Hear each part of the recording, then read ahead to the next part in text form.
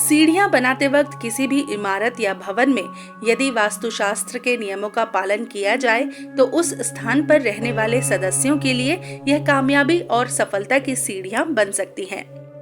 बस इतना सा आप समझ लें कि सीढ़ियों से ही प्राणिक ऊर्जा ऊपरी मंजिल तक पहुंचती है। वास्तु में सीढ़ियों का क्या महत्व होता है, इन्हें किस दिशा में और कितनी बनाएं, तो आइए जानते हैं सारी जानकारी। भवन के दक्षिण पश्चिम में पृथ्वी तत्व होने से यहाँ सीढ़ियां बनाने से इस दिशा का भार बढ़ जाता है, जो वास्तु की दृष्टि में बहुत शुभ माना जाता है। इसलिए इस दिशा में सीढ़ियों का निर्माण सर्वश्रेष्ठ माना गया है।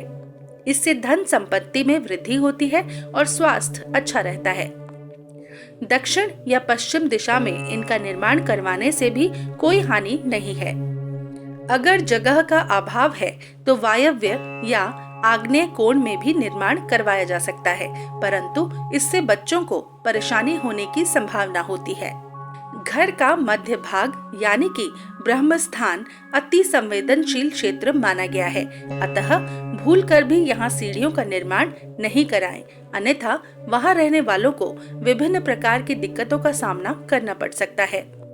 ईशान कोण की अगर बात करें तो इस दिशा को तो वास्तु में हल्का और खुला रखने की बात कही गई है, अतः यहाँ सीढ़ियां बनवाना अत्यंत हानिकारक सिद्ध हो सकता है। ऐसा करने से पेशेगत दिक्कतें, धन हानि या कर्ज में डूबने जैसी समस्याएं सामने आती हैं। बच्चों का करियर बाधित होता है। शुभ फल की प्राप्ति के लिए ध्यान रहे कि सीढ़ियों की संख्या विषम होनी चाहिए, जैसे कि 5, 7, 9, 11, 15, 17 आदि। सीढ़ियों के शुरू व अंत में दरवाजा होना वास्तु नियमों के अनुसार होता है, लेकिन नीचे का दरवाजा ऊपर के दरवाजे के बराबर या थोड़ा बड़ा हो। इसके अलावा एक सीढ़ी से दूसरी सीढ़ी का अंतर 9 इंच सबसे उपयुक्त माना गया है। सीढ़ियां इस प्रकार हो कि चढ़ते समय मुख पश्चिम अथवा दक्षिण दिशा की ओर हो और उतरते वक्त चेहरा उत्तर या पूर्व की ओर हो। तो आइए और कुछ बातें बताते हैं जिनका ध्यान रखना बहुत जरूरी है। जहां तक हो सके गोलाकार सीढ़ियां नहीं बनवानी चाहिए। यदि आवश्यक हो तो निर्माण इस प्रकार हो कि चढ़ते समय व्यक्ति दाहिनी तरफ मुड़ता हुआ जाए, अर्थात क्लॉकवाइज।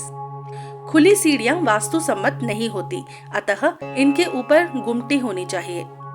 टूटी फूटी असुविधाजनक सीढ़ी अशांति और गृह कलेश उत्पन्न करती है।